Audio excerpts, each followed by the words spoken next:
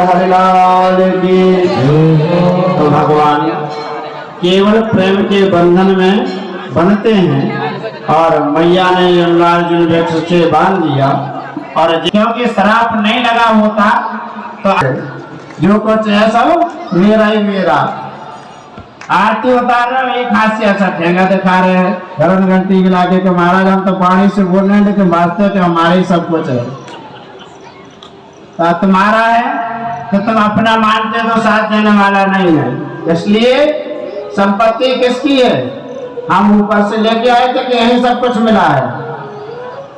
कल भाई संपत्ति धन दौलत जो कुछ भी मिला सब यही मिला है, लेकिन वो मिली है उसको सदुपयोग करो, धर्म कर्म में लगाओ। कल हमें बहुत प्रसन्नता हुई जब हम रात्रि में 12 बजे आरती में आए। संसोरिया जी ने ऐसा द्वितीय स्थान बनाया कि हजारों लोगों यहाँ दर्शन करने के लिए लाइन लगी थी, भीड़ पड़ी। कम से कम एक वृक्ष लगता है लेकिन बैठने वाले हजार छाया में उसके नीचे बैठते हैं और फल भी हजार खाते हैं। तो इन्होंने तो मंदिर की स्थापना कर दी, लेकिन कल्याण कितने लोगों का होगा इसका कोई पता नहीं। तो प्रभु के सामने जाकर के एक ही विनती करो, भगवान से एक ही चीज मांगो। क्या मांगना?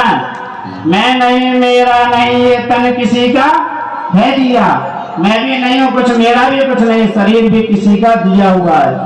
जिंदगी एक किराए का घर है, एक ना एक दिन निकलना पड़ेगा। कब?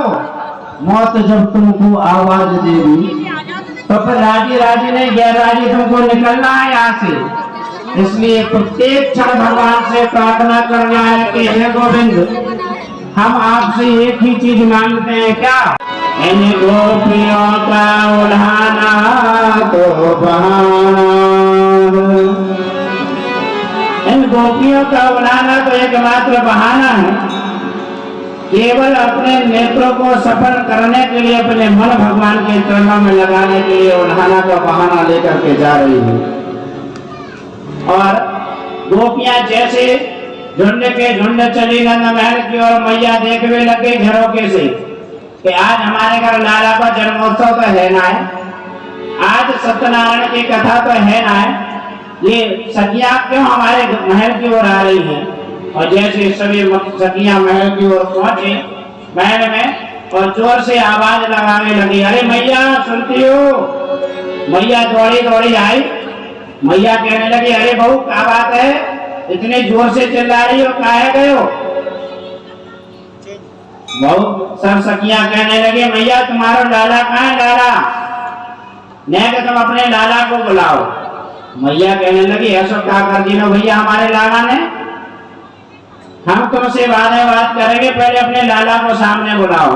कन्हैया पालने में सो रहे थे और उनके जैसे कानों में आवाज पड़ी कि देखो ये सखियां फैला गई आज कछु न कछु बहाना लेकर के। तो कन्हैया पालने से उठे नहीं और वहीं से रोना प्रारंभ कर दिया। कछु ना कोई बोलो भी ना है लाला से। भाई जैसे छोटे बच्चे बदमाशी करें और बदमाशी करने के बाद खुद रोने लग जाए, जो माट मटका है ना वो सबके सब फोड़ डाले। सखियां कहने लगी, ये बड़ा उपाय बढ़िया अच्छा है। फिर था जैसे ही सासू रानी घर से बाहर निकली यहाँ सभी सखियों ने बहुओं ने मिलकर के सब माट मटका फोड़ दिए, सब माट मटका फोड़ दिए। तो जैसे मंदिर से लौट करके सासू जी आए, अरे बहू कहाँ है गए क्या घर में? पूरे घर में हमारे दादो सासू के इतने पुराने मटका, हमारी दादी परदादी के समय के जो माट मटका रखे सब फोड़ दिए तूने। बड़ी खरी खोटी सुनावे लग गई, बहू सुनने लग गई। बहू ने के पहले इन्हें सुना लेने दो। जैसी सासू ने अपनी पूरी गुस्सा उतार ली तो बहू आकर कहने लगी, आपने अपनी बात सुना ली लेकिन हमारी बात भी सुन लो। ये माट मटका हमने ना फोड़े जो आप मेरे ऊपर चिल्लाई जा रही हो। ये माट मटका फोड़े वाला तो कोई और है। अच्छा तो हमारे घर में कौन सी ऐसी हिम्मत आ गई, कौन को ऐसा काम पड़ गए हमारे माट मटका फोड़ दिए? अरे भैया तू ना जाने, वो नंद को लाला है ना, वो बड़ा नटखट है, वो पता ना हमारे घर में कब आ गए हो और वहां ने आकर के हमारे सब माट मटका फोड़ दिए। अच्छा, वह नंद के लाला की इतनी हिम्मत, हमारे घर में आकर हमारे माट मटका फोड़ दिए? बोले हाँ। अब सासू कहने लगे देखो बहू एक काम करो, यदि हम उल्हाना लेकर के जाएंगे तो बात और बढ़ जाएगी। भाई बड़ों में लड़ाई हो, छोटों में लड़ाई हो तो बड़े जाकर के बीच बचाव कर लेते हैं। यदि बड़े ही लड़ने लग जाए तो छोटे तो पहले ही बैठे तैयार लड़ने के भाई। यहाँ से हम बड़े बूढ़े आपस में शिकायत से कथा का वाचन किया गया। किस प्रकार से श्रोताओं ने धर्म लाभ प्राप्त किया? आज पंचम दिवस में पहले तो सुबह नियमित रूप से जिस प्रकार से पार्थिव शिवलिंग निर्माण का दिव्य आयोजन चल रहा है, पहले सभी भक्तों ने पूजन किया। इसके बाद पुनः 3 बजे से भागवत कथा प्रारंभ हुई तो पूज्य महंत श्री सुदर्शन शरण जी महाराज ने आज सभी भक्तों को गिरिराज भगवान की कथा और भगवान श्री कृष्ण की बाल लीलाओं के बारे में बताया कि भगवान मात्र केवल एक चीज़ से प्रसन्न रहते हैं और वो है भक्त का प्रेम। ब्रह्म प्रेम रीजत नहीं नटवर नंद किशोर।